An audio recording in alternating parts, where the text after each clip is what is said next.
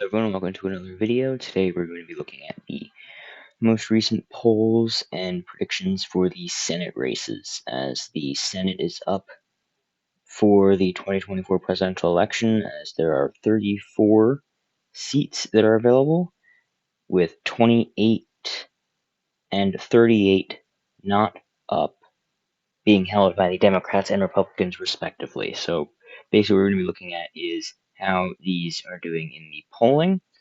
Now, today I'm going to be using Real Clear Polling. I will probably be using other sources as well in the future, but for today I'm just going to be using RCP. So, to start things out, we have some safe states. These are basically all going to be above about 15 points. We have Washington, California. We're here, New York, Vermont, Massachusetts, Rhode Island, Connecticut, New Jersey, Delaware, Maryland, Virginia, Maine. Now, for Republicans, North Dakota, Montana, Wyoming, Utah, Nebraska, Missouri, Indiana, Tennessee, Mississippi. For the Democrats, we have Hawaii, Mexico, Nevada. Now, two things.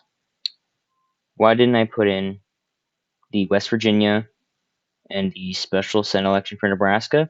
Now, first off, just to point out, this is safe Republican, but this is being flipped. This is one flip for the Republican Party, as currently Democrat caucusing Joe Manchin has the Senate seat, but he is leaving. So now the Republicans have basically a free seat to take. Don't believe there are any polls that have him here.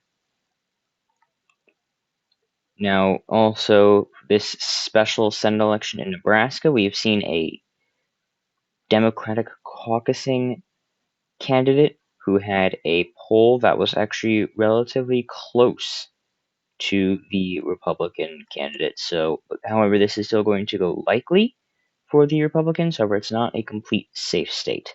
Now, these leave the somewhat close-ish states. Now, technically, Virginia is only a likely, as the most recent polls coming in only have Kane winning by 12.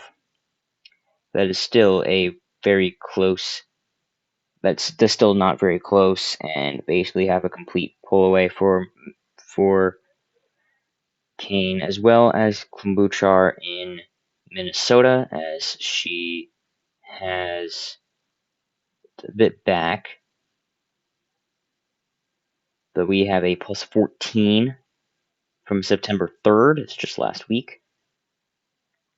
Now, for the pretty close, but the not perfectly safe, but very likely Republican states, we then also have, not Montana, gonna get to that.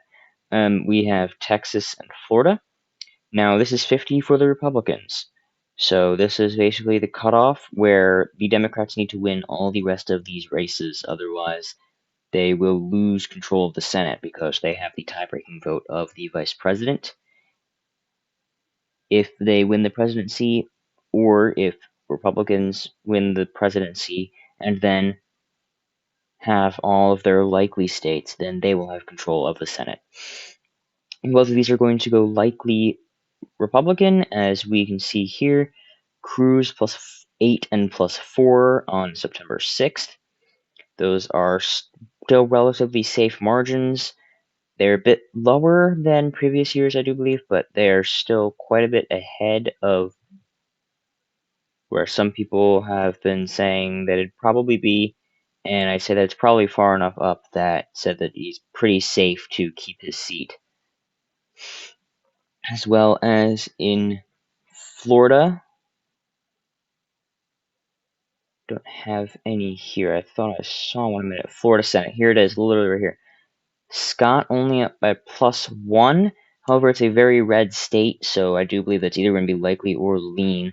Now, right now, because of that plus 1, I'm trying to just do the most recent polls. I'm going to have it as lean, but in general, I do believe it is probably going to be more likely, so I'll actually leave it as likely on this map. So, next up, we're going to be doing Arizona.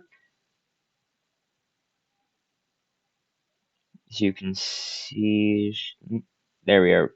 Gallego leading by 3 against Kari Lake. And the previous one is Gallego plus 4, so they're relatively close. However, she does maintain a lead, and I do believe that she will manage to beat Kari Lake. In the state of Pennsylvania, we have current Senator Bob Casey consistently polling ahead of Dave McCormick, even though by very small amounts in some cases. However, Trafalgar Group has Casey up by 1. CBS News has Casey up by 7. So I'm going to put this one in as lean as well. However, that is actually somewhat close to likely. Next up, we're going to be doing Michigan.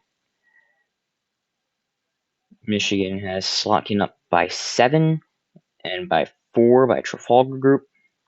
So this is also going to be lean. And then Wisconsin, Tammy Baldwin up by 8 and 6.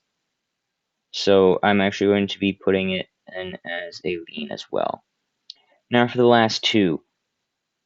These two are both held by Democrats currently, and the Democrats need to continue to hold both of these seats in order to have any hope of keeping control in the Senate.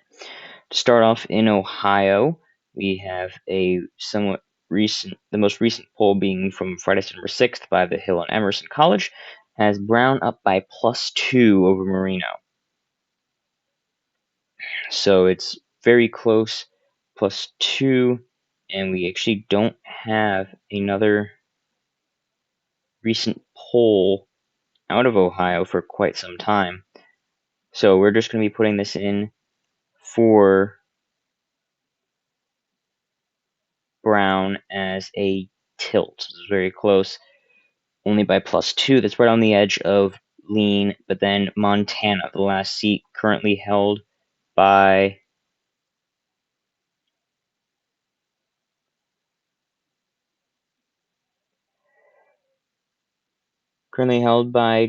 Tester. Now, this most recent poll has Tim Sheehy up by 6, and she has been consistently polling quite a bit above Tester. So I do believe this actually is going to flip back, which would give Republicans a slim control of the Senate.